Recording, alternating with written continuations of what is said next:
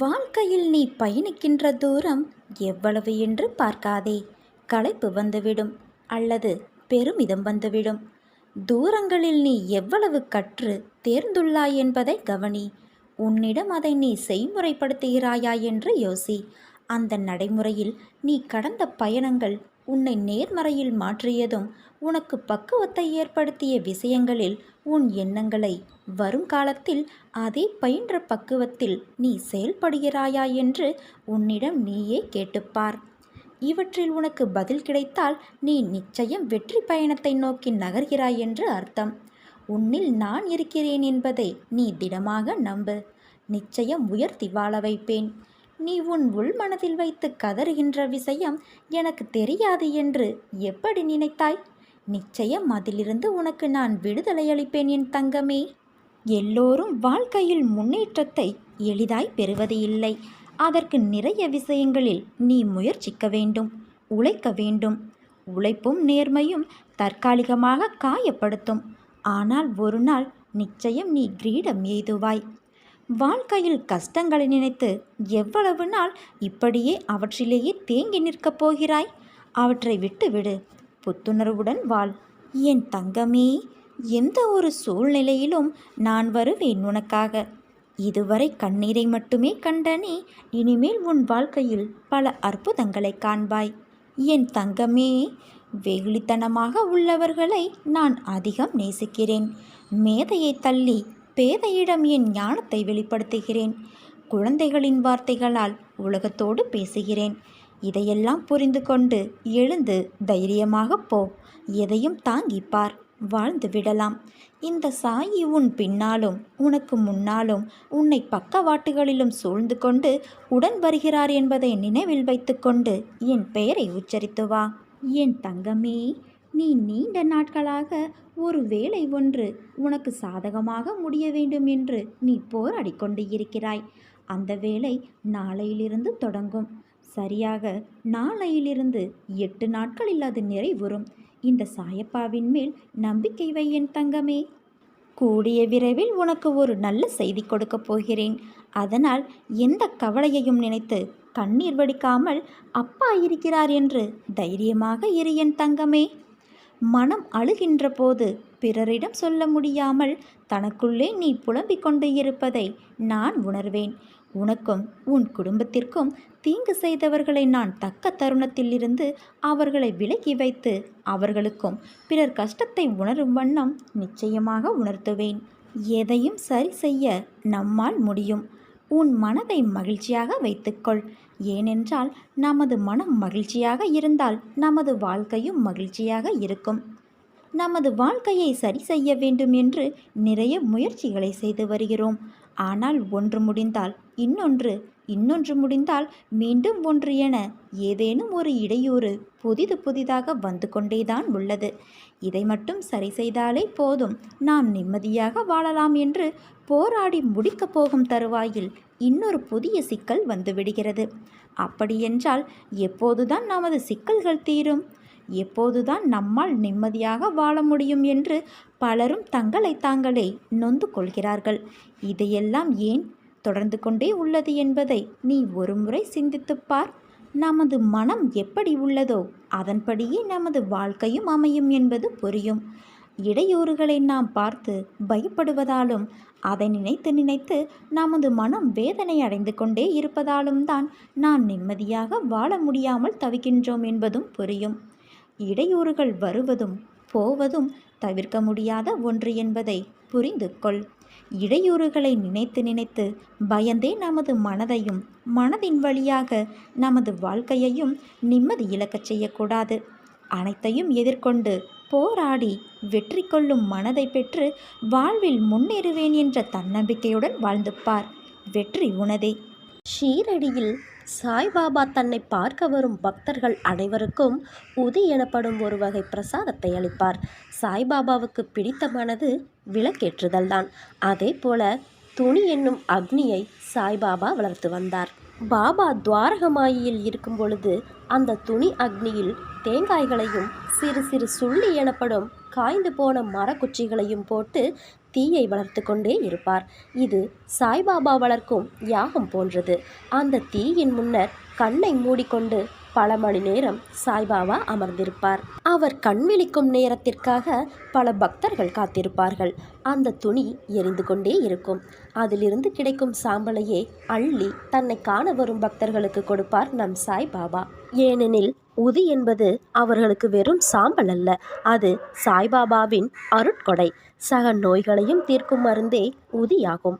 பாபாவை நாடி வந்தவர்களின் கதியாக இருப்பதே இந்த உதிதான். இந்த வழக்கம் ஷீரடி சாய்பாபா கோவிலில் இன்றும் பின்பற்றப்படுகிறது. ஷீரடியில் மட்டுமல்ல, சாய்பாபா கோவில்கள் அனைத்திலும் உதி பிரசாதமாக வழங்கப்படுகிறது. சாய்பாபா விபூதியை எடுத்து தருவார். அக்னி குண்டத்தில் எடுக்கும்போது வேண்டுமானால் அது சாம்பலாக இருக்கலாம். அது சாய்பாபாவின் கைகளுக்கு வந்ததும் உதி மிகவும் சக்தி வாய்ந்ததாகிறது. எல்லாவித ஊழ்வினைகளையும் வியாதிகளையும் போக்க வல்லது. பாபா வாழ்ந்த காலத்தில் கஷ்டமில்லாத சுகப்பிரசவத்திற்கு காக்காய் வலிப்பு, தேள்கடி, எலும்பில் ஏற்பட்ட ஒரு வித நோய், டைபாய்டு ஜுரம், சிறுநீரக கற்களை கரைக்க இப்படி எண்ணற்ற வியாதிகள் குணப்படுத்தப்பட்டன. தினமும் குளித்த பின் உதியை நெற்றியில் இட்டு கொண்டும் கொஞ்சம் நீரில் கலந்து சாப்பிட்டால் உடல் நோய் நிவாரணம் தரும் என்ற நம்பிக்கை அன்று முதல் இன்று வரை பக்தர்களிடையே நிலவுகிறது. ஷீரடியில் சாய்பாபா வழங்கிய உதி தனக்குள் பெரும் செய்தியை பொதியாக சுமந்திருக்கின்றது. அதென்ன உதி சுமந்திருக்கும் பொதி செய்தி? பஞ்சபூதங்களால் அமைக்கப்பட்ட நம் உடம்பானது அவற்றின் எல்லா இன்பங்களையும் துய்த்து முடித்த பின்னர் ஓய்ந்து சாம்பலாக்கப்படும். அவர்களின் உடல் சாம்பலாக்கப்படும் என்ற உண்மையை பக்தர்களுக்கு நினைவூட்டவே பாபா உதியை வழங்கினார். பிரம்மம் ஒன்றே மெய்ப்பொருள் என்பதையும் பிரபஞ்சம் நிலையற்றது என்றும் தந்தை, தாய், மகன் இவர்கள் யாவரும் நம்முடையவர்கள் அல்ல என்றும் இதனால் உபதேசித்தார். ஒவ்வொரு முறையும் உதியை நாம் நெற்றியில் பூசிக்கொள்ளும் பொழுது எதுவும் நிரந்தரமில்லை என்ற செய்தியை நாம் நெஞ்சில் பூசிக்கொள்ள வேண்டும். என்றேனும் ஒரு நாள் நாமும் சாம்பல்தான் என்பதையும், அதனால் இந்த உலக வாழ்க்கையின் மீது அதீத ஆசையும் போதையும் கொள்ள வேண்டாம் என்பதை எடுத்துக்காட்டும் ஒரு குறியீடாகவே சாய்பாபாவினால் உதி வழங்கப்பட்டிருக்கிறது. அதனால்தான் ஒவ்வொரு சாய்பாபா திருக்கோவிலிலும் உதி வழங்கப்படுகிறது. உதி என்பதின் உள்ளர்த்தத்தை புரிந்தவர்கள் எனக்கு அது வேண்டும் இது வேண்டும் என்ற புற வேண்டுதல்களில் தங்கள் சிந்தனைகளை செலவு செய்ய மாட்டார்கள். பாபாவின் உதி எனப்படும் விபூதி உங்களிடம் இருக்கிறதா? அந்த விபூதியில் வாசம் செய்யும் சாய்பாபா உங்கள் துக்கங்களையெல்லாம் போக்கி அருளுவார். பகவான் சாய்பாபாவை இந்த கலியுகத்தின் கண் கண்ட தெய்வம் என்று பெருமிதத்துடன் சொல்லி பூரிக்கிறார்கள் பக்தர்கள். பாபாவை மனமுருக பிரார்த்திப்பதையும் அவரை சரணடைந்து தங்கள் கோரிக்கைகளை சொல்லி வேண்டுவதும் என லட்சக்கணக்கான மக்கள் பாபா வழிபாட்டில் ஈடுபட்டு வருகின்றனர். பாபா என்பவர் சாதாரண மனிதரைப் போல நம்மிடையே உலவினார். அவரை பார்க்க பார்க்க, அவரின் அருளாடல்களை பார்க்க பார்க்க, இவர் நம்மை போல் மனித ரூபத்தில் இருக்கிறார். ஆனால் இவர் மனிதர் இல்லை, மகான். நம்மையெல்லாம் உய்விக்க வந்த மகான் என்று கொண்டாடினார்கள் பக்தர்கள். மகிழ்ந்து வணங்கினார்கள். பாபா என்று வார்த்தைக்கு வார்த்தை பாபாவின் திருநாமம் சொல்லி அவரை பூஜித்து கொண்டே இருக்கிறார்கள் பக்தர்கள். பின்னொரு தருணத்தில் பாபா என்பது கடவுளின் சொரூபம் என்பதாக மெய் சிலிர்த்து ஷீரடியை நோக்கி வணங்கினார்கள். ஷீரடியில் எண்ணற்ற பக்தர்கள் பாபா திருசமாதி அடைந்த பிறகும் ஷீரடிக்கு சென்று வணங்குவதை வழக்கமாக கொண்டார்கள். இதோ இன்றைக்கும் ஷீரடி என்னும் புண்ணிய பூமிக்கு சென்று பாபாவை சூட்சமமாக தரிசித்து வருகிறார்கள் பக்தர்கள். இப்போது பாபாவுக்கு இந்தியா முழுவதும் ஆலயங்களும் மந்திர்களும் அமைக்கப்பட்டிருக்கின்றன. வியாழக்கிழமைகளில் குரு சாய்நாதனை அருகிலுள்ள பாபா கோயில்களுக்கு சென்று தரிசிப்பதையும் பிரார்த்தனை செய்வதையும் வழக்கமாக கொண்டிருக்கிறார்கள் பக்தர்கள். நாங்கள் சாய் குடும்பத்தை சேர்ந்தவர்கள் என்று பெருமிதம் பொங்க சொல்கிறார்கள் சாய் பக்தர்கள். சாய் பகவான் எங்களின் தந்தை என்று உணர்ச்சி பெருக்கிட பூரித்து சொல்கிறார்கள். பகவான் சாய்பாபா எங்களை ஒருபோதும் கைவிட மாட்டார். அவர் எங்களையும் எங்கள் குடும்பத்தையும் காப்பாற்றி அருளுவார். அவரின் உதி எங்களிடம் இருக்கிறது. அந்த விபூதியில் பாபா வாசம் செய்கிறார். அவர் எங்களுக்கு நல்ல வழிகாட்டியாக அருளுவார் என்கிறார் பக்தர்கள். நீ தயாராக இரு. உன் வேலைகளை எல்லாம் முடித்து கொடுக்க நான் தயாராகிவிட்டேன். உன்னுடைய கர்ம வினைகள் முடியும் தருணத்தில் உனக்கானதையெல்லாம் நிச்சயம் நிறைவேற்றி தருவேன் என்கிறது சாய் சச்சரிதம். உங்களிடம் பாபாவின் உதி இருக்கிறதா? நீங்கள் பட்ட கஷ்டங்கள் அனைத்தும் விலகிவிடும். உங்கள் துக்கங்கள் அனைத்தும் பறந்தோடிடும். இதுவரைப்பட்ட அவமானங்களிலிருந்து அந்த விபூதியில் சூட்சமமாக இருந்து உங்களை பாபா கைவிடாமல் காத்தருளுவார் என்பது லட்சக்கணக்கான பக்தர்கள் நம்பிக்கையுடன் விவரிக்கிறார்கள். பாபாவின் உதி மகிமை மிக்கது, மிகவும் உன்னதமானது. பாபாவின் உதி இருக்கும் வீடுகளை துஷ்ட சக்திகள் ஒருபோதும் நெருங்காது. தினமும் நீ குளித்த பின் என் உதியை நீ நெற்றியில் இட்டுக்கொள். உனக்கு அன்றைய நாள் முழுவதும் புத்துணர்ச்சியுடனும் மிகவும் சிறப்பாகவும் செயல்படுவாய். என் உதி உன் வீட்டில் இல்லை என்றால் சிறிது விபூதியை எடுத்து என் படத்திற்கு முன்னால் சிறிது நேரம் வைத்துவிட்டு மனமாற வேண்டிக் கொண்டு அந்த விபூதியை உன் நெற்றியில் இட்டுக்கொண்டு உன் வேலைகளை துவங்கு. சிறிது உதியை எடுத்து நீரில் கலந்து அதை தினமும் பருகிவா. உன்னை எந்த தீய சக்தியும் அண்டாது. உதியாக நான் உன்னிடத்தில் இருக்கின்றேன். நீ என்னை நினைத்து அந்த உதியை மனமாற பூசிவா. நம்பிக்கையோடு இரு, நல்லதே நடக்கும். உனக்கு வரும் துன்பங்களால் துவண்டு போகாதே. நடப்பவையெல்லாம் உன் நன்மைக்காகத்தான் நடக்கிறது என்று நம்பு. நீ உன்னுடைய கஷ்டமான சூழ்நிலைகளையெல்லாம் கடந்து உன் வாழ்க்கை பாதை அன்பு நிறைந்த அழகானவையாய் மாறும். இது உன் சாயப்பாவின் வார்த்தைகள். சதா சர்வ காலமும் நான் உனக்கு பின்னால் தான் உறுதுணையாக நிற்கின்றேன். உனக்கு எது என்று நிர்ணயிக்கப்பட்டதோ அது உன்னிடத்தில் வந்து சேரும். அது வந்து சேரும் காலத்தையும் நீ நெருங்கிவிட்டாய். உன்னை இதே சூழ்நிலையில் விட்டு விடமாட்டேன்.